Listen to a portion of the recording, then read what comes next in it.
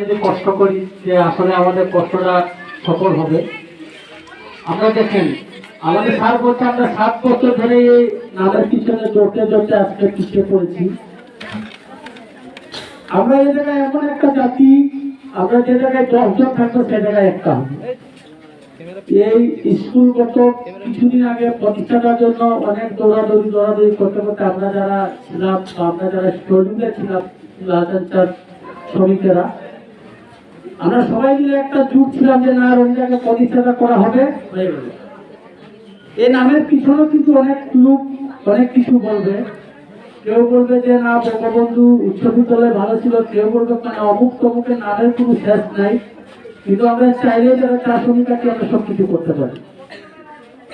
এই জায়গা আমাদের এই স্কুল করেছি আমরা, আর এই নামের পিছনে যে 2-4 জন মানুষের জন্য আমরা হস্তনস্ত হইতে আমার হবে না।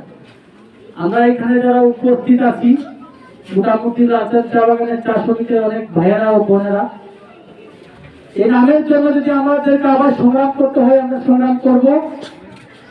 কিন্তু আমাদের এই নামটাই থাকবে লালচাঁদ জাগরণী উচ্চ বিদ্যালয়। আমরা এখানে লালচাঁদ চা বাগান জাগরণী উচ্চ বিদ্যালয় দিচ্ছি না, কারণ আমাদের লালচাঁদ চা বাগান উত্তর নিচে থাকবে, যেমন লালচাঁদ জাগরণী উচ্চ বিদ্যালয়, স্থান লালচাঁদ চা বাগান, সোনারীঘাট, হবিগঞ্জ।